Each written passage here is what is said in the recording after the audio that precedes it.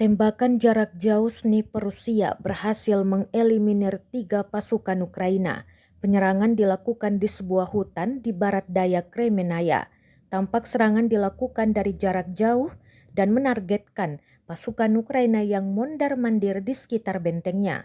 Rekamannya beredar di Telegram pada Kamis 9 Maret 2023. Dalam keterangan unggahan disebutkan selain menghabisi 3 pasukan Ukraina, sniper Rusia juga menghancurkan pos terdepan musuh di sebelah barat pemukiman sebagai akibat dari penyergapan.